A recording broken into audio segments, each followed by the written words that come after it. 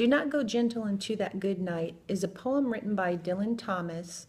He wrote it for his dying father and is considered one of his finest works. This is an oral explication of the poem as read by me, Frances Bortz. Do not go gentle into that good night. Old age should burn and rave at close of day. Rage, rage against the dying of the light. Though wise men at their end know dark is right, because their words had forked no lightning, they do not go gentle into that good night. Good men, the last wave, by crying how bright, their frail deeds might have danced in a green bay. Rage, rage against the dying of the light.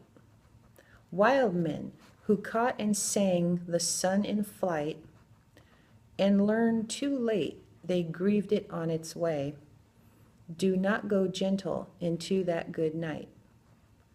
Grave men, near death, who see with blinding sight, blind eyes could blaze like meteors and be gay.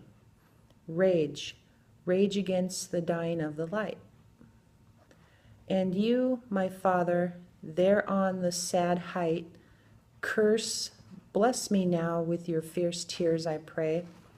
Do not go gentle into that good night. Rage, rage against the dying of the light. This poem explores the helplessness of growing old and inching towards death, but it's also a poem about life and how life is lived. There's many symbols. For example, night is a symbol of death, signaling an ending, sequestering one away from the light. Diction and figurative language are the key elements in the poem, while metaphors bring thought-provoking implications. For example, in the third stanza, Thomas writes, "Cry how bright their frail deeds might have danced."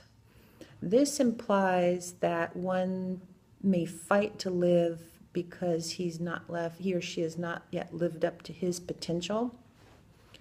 Another example is in the fifth stanza when Thomas writes, "Blind eyes could blaze like meteors." This to me shows that many men facing death suddenly realize that they could have done a lot more or had a much greater impact in the world. All four men, though, the wise men, the good men, wild men, and the grave man, in the end, they all want more in life. But what I felt was most impactful was in the final stanza when Thomas specifically addresses his father and not the reader. This is when the tone changes from a persuasive speech to more of a heartfelt plea, to which it ends, "Rage, rage against the dying of the light." Now, I chose this poem specifically because it really resonated with me. It hit at home because it talks about a loved one's impending death. I'm sure all of us have lost a loved one, so it can resonate with all of us.